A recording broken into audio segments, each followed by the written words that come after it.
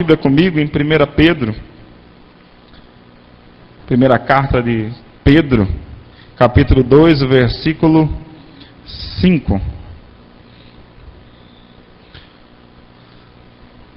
Eu quero, nesse momento aqui assim, que você possa voltar aí o seu entendimento para essa palavra, porque eu vou ter que dar uma pequena volta e vou falar um pouco, sobre esse texto, e eu quero que você me acompanhe, que você possa estar aí interagindo com a sua Bíblia diante desse texto. Eu vou ler um versículo, porém, eu acredito que ele é um versículo muito importante para nós. Quantos acharam, digam amém. Primeira carta de Pedro, capítulo 2, versículo 5, diz assim: Vós também, como pedras vivas, sois edificados casa espiritual, sacerdócio santo, para oferecer sacrifícios espirituais, agradáveis a Deus por Jesus Cristo. Amém? Só esse versículo eu quero que você fique bem atento, porque eu vou trazer algumas informações que para alguns é natural, é normal, para alguns talvez ainda gere uma expectativa de que eu acho que é diferente. Mas eu acho que o pensamento tem que estar voltado para aquilo que Deus pode fazer. Então, durante um bom período, eu venho falando, em especial falando sobre o nosso slogan. Eu não coloquei ele aí hoje, eu não li, mas estava no começo do culto. O nosso slogan é ser uma igreja de vencedores. Há um nosso encargo no coração de edificar uma igreja prevalecente, uma igreja que ela vai além das quatro paredes. E por um bom período de tempo nós temos falado, temos declarado que nós somos uma igreja onde que existem os ministros, que são aqueles que falam, que trazem a palavra de Deus ao coração da igreja, ao coração da célula, ao coração das reuniões. E eu quero hoje, nessa palavra aqui, trazer uma realidade, transformando ministros em sacerdotes. Talvez esta seja a palavra que pode impactar o coração de uma forma diferente. Não há nada de errado em dizer que somos ministros, mas eu quero trazer numa esfera a realidade do sacerdote, em especial o sacerdote daquele que ministra, daquele que vai além de uma reunião apenas. E com isso eu quero trazer uma série de fatores. Eu quero falar em três aspectos especiais. Eu quero falar em três aspectos. O primeiro é sobre o templo. O segundo é sobre o sacerdote. E o terceiro é sobre o sacrifício. Tudo isso está nesse texto de Pedro que eu li. Fala sobre a importância de entender quem é o templo de Deus hoje.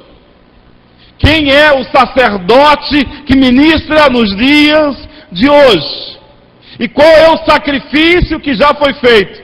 Então eu quero falar nisso. A verdade bíblica é que fomos feitos sacerdotes real.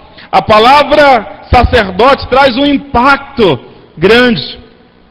E na verdade, na mente de muitas pessoas religiosas, eles acham que sacerdote é só pastor e padre.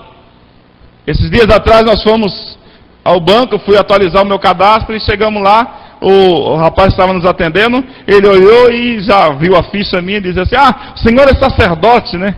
Falei, sou.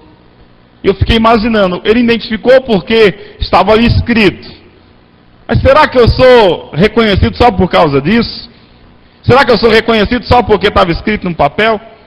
E foi interessante que nós estávamos ali conversando e no final, estava eu e Selma, nós íamos saindo e ele diz assim: olha, não, a minha falha foi de não ter pego o nome dele. Ele diz assim: olha, você sacerdote, então ore para que Deus nos dê sabedoria e conduzir aqui que os trabalhos são difíceis. Eu fiquei imaginando, o que leva alguém a pensar nisso? O que leva alguém a pensar que existem alguns que estão mais próximos de Deus do que outros? Eu disse para ele: não, nós vamos orar. Deus vai abençoar. E na minha oração é o seguinte: Deus, abençoe aquele rapaz que é o atendente do banco, que me atendeu. Eu não sei o nome dele, mas Deus sabe, Deus viu. Deus abençoe a vida dele. Este é o papel do sacerdote. E vocês vão entender durante esta palavra que existe essa diferença. E é uma realidade. Como podemos atuar como sacerdote hoje? Talvez essa seja a pergunta que eu tenho que deixar aqui para cada um. Como ser sacerdote hoje? Vamos ver à luz da nova aliança que podemos atuar em nosso ministério sacerdotal. O elemento-chave está: presença de Deus. Se há presença de Deus, há um sacerdote em algum lugar. Se há presença de Deus, há um sacerdote que pode ministrar sobre alguém. Uma das coisas mais importantes na vida prática da vida da igreja é a presença de Deus. Repita comigo: a presença de Deus. Entenda isso. Se não for a presença de Deus, de que adianta nós nos reunirmos? Se não for a presença de Deus, de que adianta eu orar? De que adianta eu me colocar na disposição de Deus, se Ele não for o centro da minha vida? Tem uma música, já que vem tocando há alguns dias já, que fala assim: que Ele cresça, que eu diminua, que Ele apareça, que eu me constrange. Quem está com a chave, desaciona o alarme. Obrigado. Isso mostra a realidade. A realidade de que Deus tem que crescer enquanto eu tenho que diminuir. E às vezes isso é difícil, é constrangedor. Mas a presença de Deus, ela nos constrange. Constrange no espírito, constrange na nossa alma. Uma das coisas que eu tenho pensado diariamente é: como tem estado a presença de Deus em minha vida? Primeiro eu coloco eu. E a experiência de Deus sendo transmitida. Porque quando temos a presença de Deus, nós podemos ver o agir de Deus. Como que eu posso ver a presença de Deus? Através da oração. Através da intimidade com o Pai. Através de um relacionamento profundo. Isso tudo nos mostra os 3 elementos que eu disse agora há pouco: sacerdote, templo e sacrifício. Essa realidade mostra que esses elementos demonstram a presença de Deus aonde nós estamos. E aí é a realidade. Como está isso em nós? Como está esse relacionamento profundo? No Velho Testamento, para as pessoas experimentarem a presença de Deus, elas deveriam, em primeiro lugar, ir ao templo. Em todas as religiões, as pessoas precisam ir a um templo, porque o templo é o lugar que Deus habita.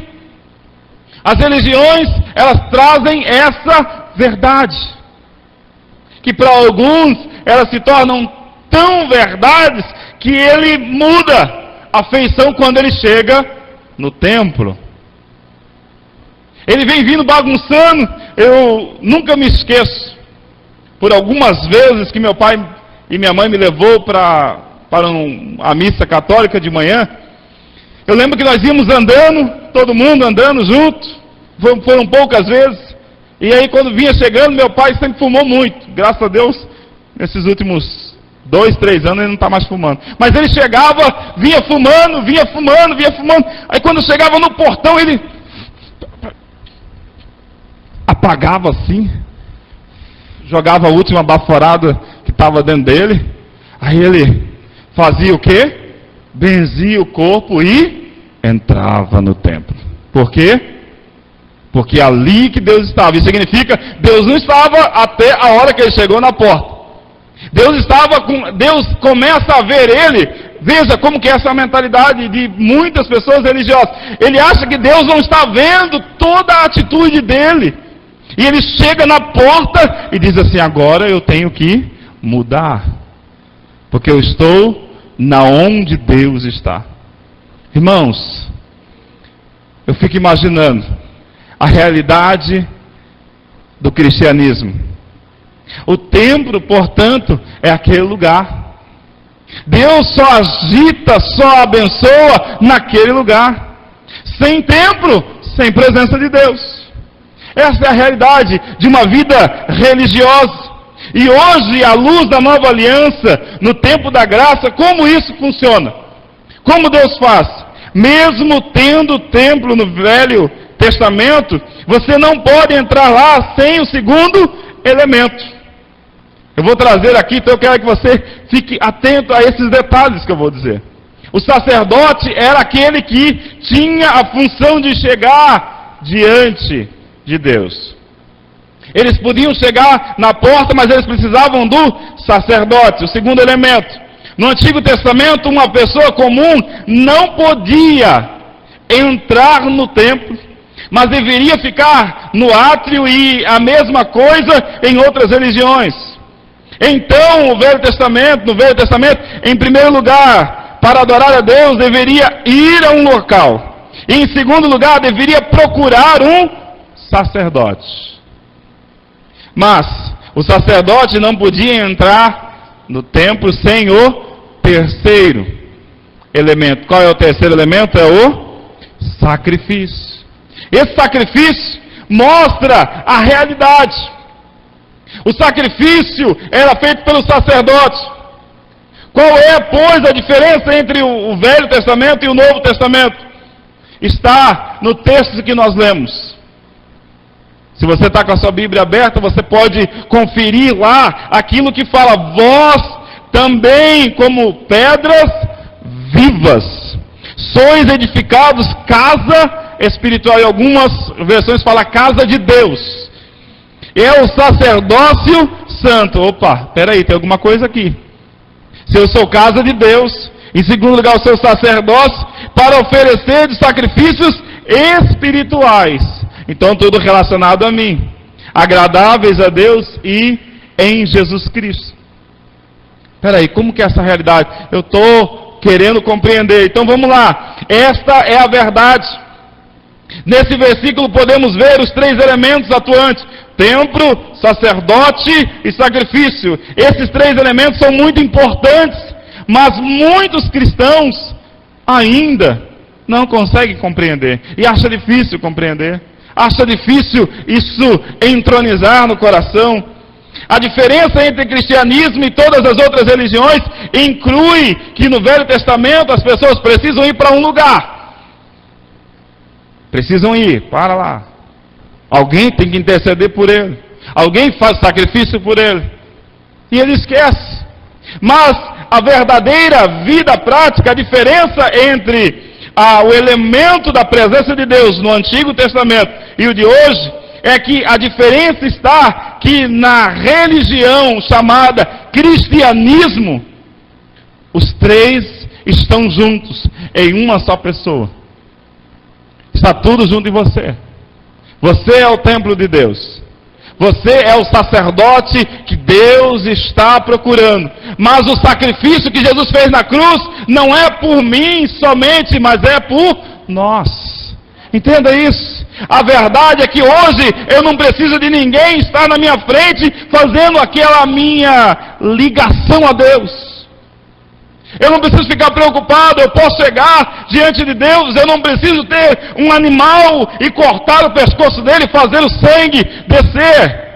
Mas eu posso chegar diante de Deus com o meu coração sangrando, dizendo assim: Senhor, eu preciso de Ti na minha vida.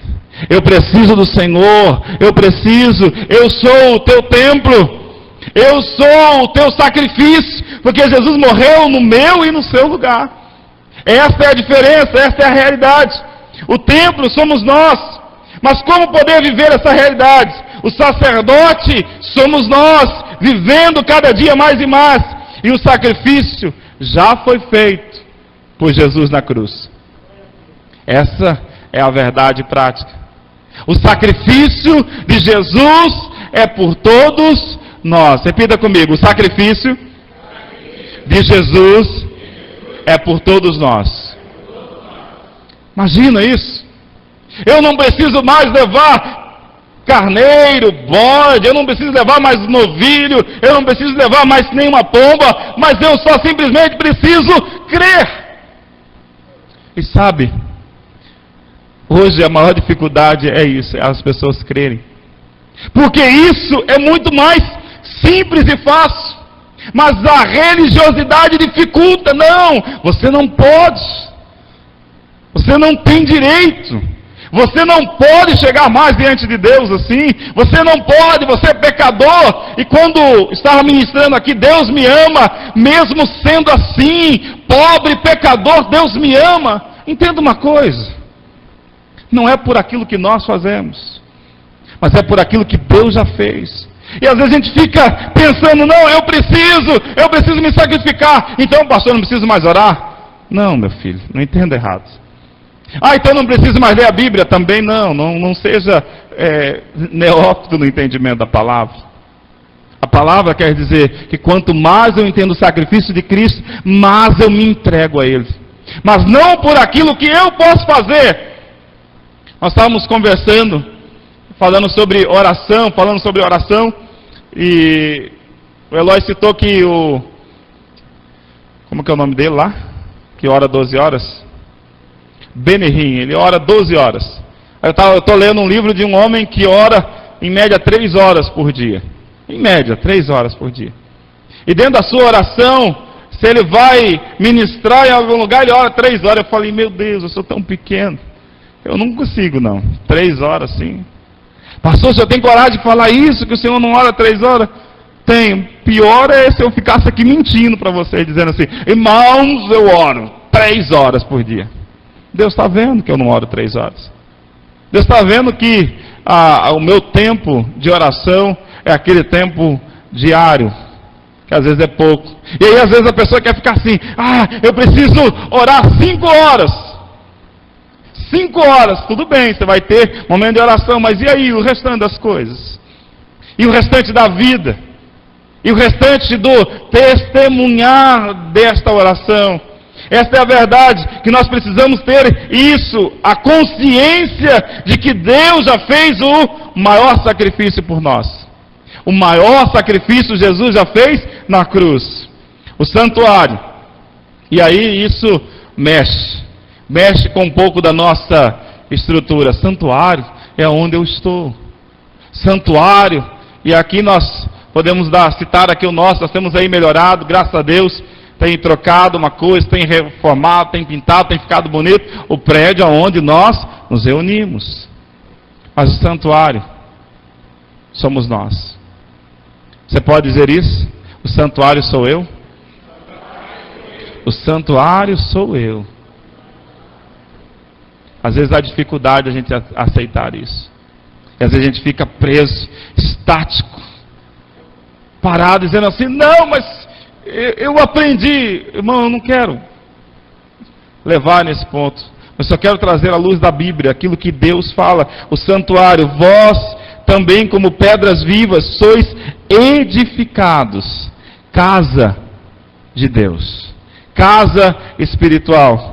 É por isso que as pessoas mudam o seu comportamento quando entram no santuário. E ele vem vindo, ele briga. E já vários exemplos que a gente ouve em mensagens, as pessoas dizendo assim que o pai, a mãe, os filhos vão brigando dentro do carro: cala a boca, guri, fica quieto, e vai lá, dá um tapa na orelha do guri, o guri chora, reclama, e chega o guri chorando, e ele arrastando a criança. Quando chega na porta: fica quieto que nós chegamos na casa de Deus. O coitado do guri tem que ficar quieto, chegou na casa de Deus. Aí na cabeça dele então lá em casa é o quê? Casa de quem lá? Vocês já entenderam. E o carro? É onde? Também está lá dentro. E a pessoa fica preocupada: e agora? O que eu vou fazer? O prédio. O local ali é que é onde Deus está. Não. Deus está nos vendo todo dia. E aí é uma frase, né? Caráter é aquilo que nós fazemos no escuro.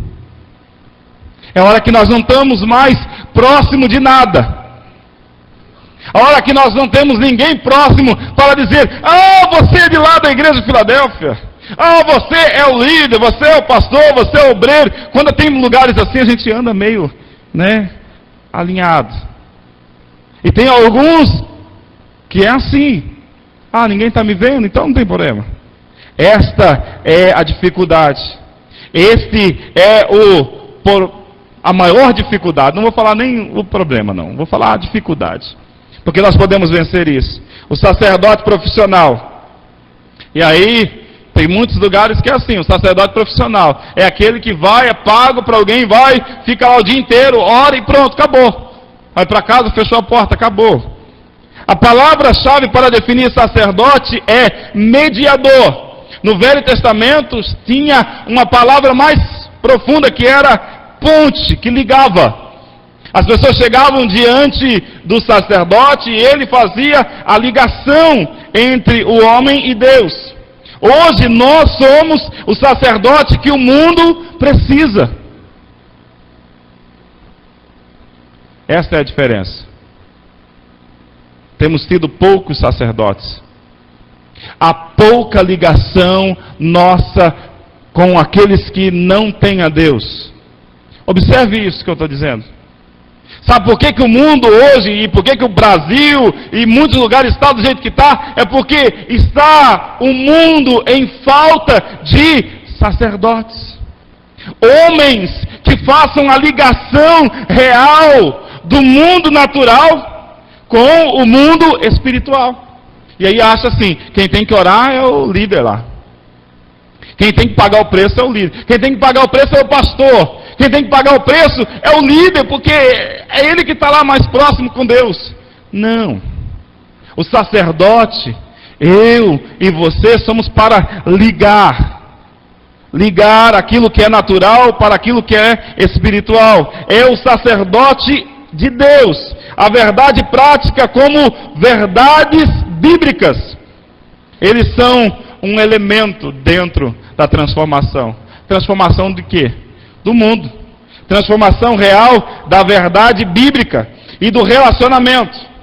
Então, estas são as três funções. E agora, qual é a função do sacerdote? Por que existe ele? Entenda uma coisa, eu estou falando sacerdote, eu não quero que você olhe só para um líder. Eu quero que essa palavra sacerdote, você se coloque dentro dela. Você é o sacerdote aonde você está. Você é um sacerdote que vai fazer a ligação do que é natural para aquilo que é espiritual. E aí, a diferença começa a acontecer. Porque eu começo a entender que aonde eu estou, Deus está também. Se a pessoa precisa de uma oração, eu estou ali, então isso significa, Deus está aqui, então eu vou levar essa pessoa a compreender isso. E uma das funções muito especial, e aí é uma dica para nós ganharmos muitas pessoas para Cristo. Sabe qual que é? Qual é a função do sacerdote? Ouvir. Era isso que o sacerdote fazia no Antigo Testamento. Ele ouvia o que a pessoa precisava. No Antigo Testamento era isso. Ele ficava ali de pé, à porta do santuário, e ele ficava ali, as pessoas chegavam e diziam assim: olha, eu pequei. E sabe o que o sacerdote falava assim? Não, você pecou, agora Deus vai pesar sobre você. Não era isso que ele fazia. Não, você pecou, agora a palavra de Deus diz que você vai ser culpado. Não era isso que era o papel dele. Sabe o que era o papel dele? Ouvir. Conte-me a sua dificuldade. Fala aí qual que é o seu problema. Aí a pessoa falava, qual que é o seu pecado? Era isso. O que ele tinha que fazer? Ele pegava e falava assim: olha, vamos fazer a ligação. Eu te ouvi e agora é o que precisa ser feito. É trazer algo para o sacrifício. E ele ouvia. E a maior dificuldade hoje é de ouvir. Ninguém quer ouvir o problema do outro. Pastor do céu, já tem tanto, então eu tenho que ouvir ainda. Tem que ouvir. Ah, mas eu tenho que ouvir aquela pessoa lá distante. Não, você vai ter que ouvir primeiro. O primeiro lugar que eu tenho que ser sacerdote, sabe aonde que é? Na minha casa. Eu tenho que chegar, eu tenho que ouvir. Eu tenho que ouvir a dificuldade, eu tenho que ouvir os problemas, eu tenho que ouvir as falhas, e eu tenho que tomar uma decisão. Porém, primeiro eu preciso ouvir. E esse ouvir faz a diferença para toda uma caminhada.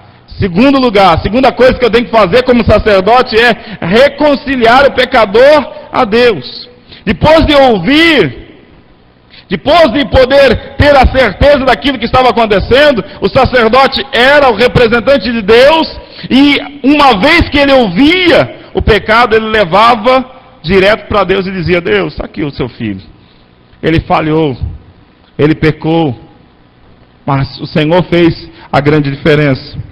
2 Coríntios 5,18 diz assim: e tudo isto provém de Deus, que nos reconciliou consigo mesmo por Jesus Cristo e nos deu o ministério da reconciliação.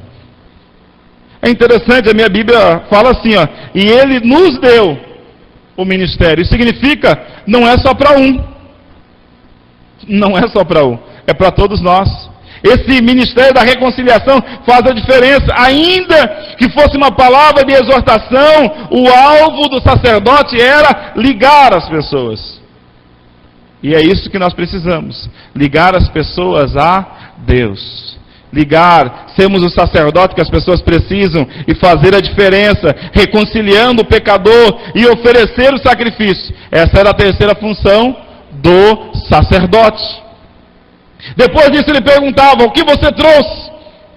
Ele dizia: eu trouxe aqui, se fosse uma pessoa rica, um novilho.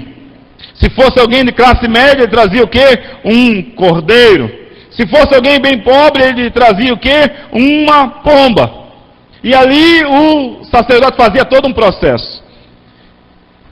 Aspergia, ligava, falava com Deus, e esse sacrifício era feito. Mas é interessante que hoje nós temos essa maravilhosa oportunidade de ajudarmos as pessoas a ouvir mais Deus. O sacrifício você não precisa fazer mais. O sacrifício Deus já fez no nosso lugar. Isso tinha que ser um motivo de alegria e de podermos declarar aos quatro cantos da terra, dizendo assim: eu sou sacerdote, eu fui escolhido por Deus, e o sacrifício mais difícil Ele fez. Imagina se nós tivéssemos que morrer na cruz. Imagina aí.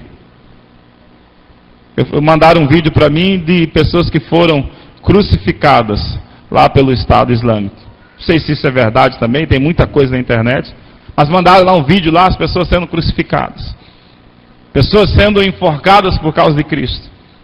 O sacrifício dessas pessoas, por amor a Jesus, hoje nós não precisamos. Hoje nós podemos chegar diante de Deus sabendo que Deus tem algo especial para a nossa vida. Agora, qual é a diferença da nossa vida? E aí eu quero trazer aqui assim para finalizar os exemplos práticos dessa realidade. Dessa realidade que eu sou o templo de Deus. Eu sou o sacerdote que Deus escolheu. E Jesus já fez o sacrifício que hoje eu posso participar dele. E os exemplos práticos disso: primeiro, na casa. Se quisermos a presença de Deus em nosso casamento, em nosso relacionamento, em nossa vida financeira e em nossa vida ministerial, nós precisamos entender que os exemplos da verdade bíblica, eu tenho que colocar eles em prática. Em casa. Pastor, se eu podia começar por outro lugar, lá em casa está difícil. Não. É o primeiro lugar que tem que começar. Porque quando chega em casa, são aquilo que realmente nós somos. Esse é o motivo porque muitos casamentos são defeituosos. Não há sacerdote. E como eu disse no começo, se não há sacerdote, não há presença de Deus. Se não há sacerdote, não há presença de Deus. É duro, mas é verdade. Sacerdote, ele tem que exercer a influência. O esposo não escuta, a esposa não escuta, os filhos não obedecem, ninguém intercede, ninguém olha a palavra de Deus, e aí acaba que a presença de Deus vai passando. Se não conseguimos ser sacerdotes nos lugares que são necessários, sabe o que nós nos tornamos? Juízes. Todo mundo está fazendo contra mim, então eu vou fazer também. Em vez de eu ser o sacerdote, aquele que liga a Deus, eu tomo um partido como juiz e eu passo a julgar as pessoas. Veja, o papel do sacerdote não era julgar. O papel do sacerdote era ligar. O sacerdote é aquele que intercede, que advoga, que defende o outro. E é aquele que faz a diferença. É o sacerdote, ele faz isso automaticamente, enquanto que os juízes, eles determinam ao contrário. E aí a pergunta, será que eu sou sacerdote ou sou juiz? Se não fez aquilo que eu quero, então está tudo errado. Se não fez aquilo que eu mandei, então piorou ainda, é desobediente, e eu uso a Bíblia ainda, para pressionar a pessoa. Olha, você tem que fazer isso, porque a Bíblia diz isso, irmão. Seja sacerdote, ore, interceda, viva a verdade prática da Bíblia. A gente ouve tantos testemunhos de pessoas que oraram por muitos anos pela conversão do esposo ou da esposa ou dos filhos. E um deles, que eu já até citei aqui, é de um rapaz que ele era marinheiro e ele estava dentro de um submarino e em grande profundidade. E por algum motivo o submarino parou no meio, lá no oceano, a muitos e muitos pés de profundidade. E ali o comandante olhou um para o outro, chamou todo mundo e disse assim, olha, imagina ele olhando o relógio e falando assim, nós temos aí pouco mais de meia hora de oxigênio. Se alguém tem alguma religião, alguma prece a fazer, esse é o momento. E aí as pessoas naquele silêncio da morte, ele não quer falar nada.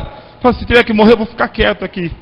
E aí um jovem diz que ele compartilha para o comandante, fala assim, olha, eu não sei, mas o Deus a qual a minha mãe serve, que eu vejo ela orar todas as noites, é um Deus que responde a oração.